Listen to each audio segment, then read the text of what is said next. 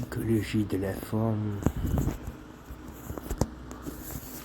gestalt et perception.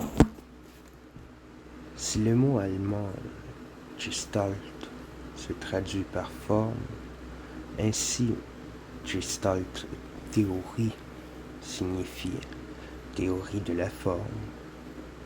Il s'agit en réalité de quelque chose de beaucoup plus complexe qu'aucun mot ne traduit exactement dans aucune langue.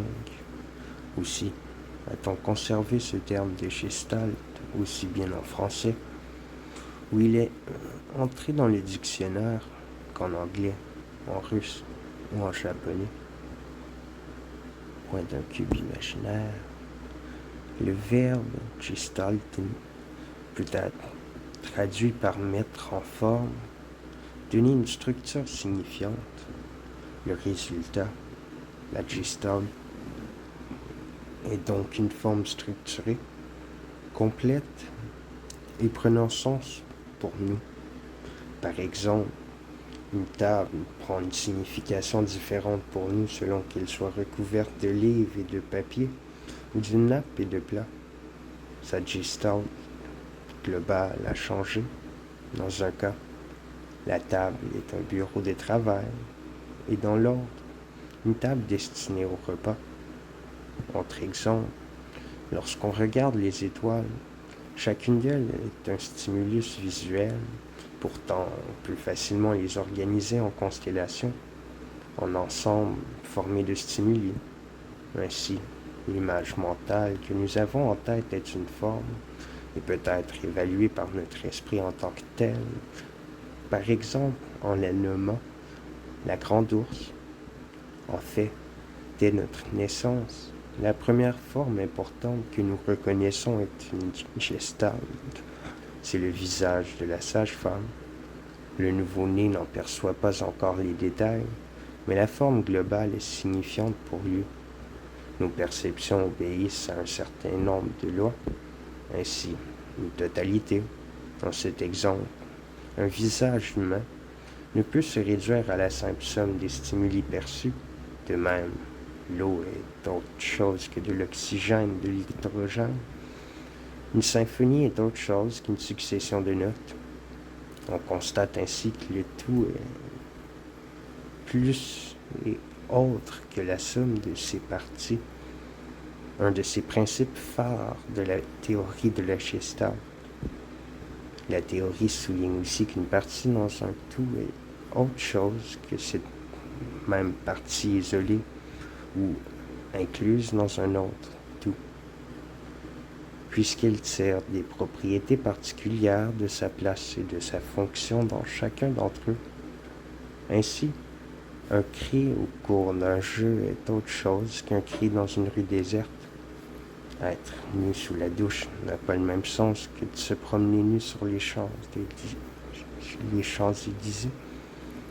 Pour comprendre un comportement ou une situation, il importe donc non seulement de les analyser, mais surtout d'en avoir une vue synthétique, de les percevoir dans l'ensemble plus vaste du contexte global, avoir un regard non pas plus pointu, mais plus large.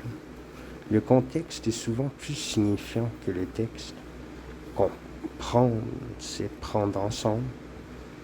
Un exemple du philosophe Jean-Paul Sartre, influencé par la Gestalt théorie, permet de bien comprendre cela. J'ai rendez-vous avec Pierre à 4 heures. J'arrive en retard d'un quart d'heure. Pierre est toujours exact. M'aura-t-il attendu? Je regarde la salle, les consommateurs, et je dis, il n'est pas là. J'ai tout de suite vu qu'il n'était pas là. Il est certain que le café, par soi-même, avec ses consommateurs, ses tables, ses banquettes, ses glaces, sa lumière, son atmosphère enfumée, et les bruits de voix, de soucoupes heurtées, de pas qui le remplissent, est un plein d'être. Et toutes les intuitions de détails que je puisse avoir sont remplies par ces odeurs, ces sons, ces couleurs. Mais il faut observer que dans la perception, il y a toujours constitution d'une forme sur un fond. Aucun objet, aucun groupe d'objets n'est spécialement désigné pour s'organiser en fond ou en forme. Tout dépend de la direction de mon attention. Lorsque j'entre dans le café pour y chercher Pierre, il se fait une organisation synthétique de tous les objets du café en fond sur quoi Pierre est donné comme devant paraître. Chaque élément de la pièce, personne, table, chaise, tente de s'isoler, de s'enlever sur le fond constitué par la totalité des autres objets et retombe dans l'indifférenciation de ce fond. Il se dilue dans ce fond. Car le fond est ce qui n'est vu que par surcroît, ce qui est l'objet d'une attention purement marginale. Je suis témoin de l'évanouissement successif de tous les objets que je regarde, en particulier des visages, qui me retiennent un instant. Si c'était Pierre, et qui se décompose aussi précisément parce qu'ils ne sont pas le visage de Pierre, si toutefois je découvrais enfin Pierre, mon intuition serait remplie par un élément solide.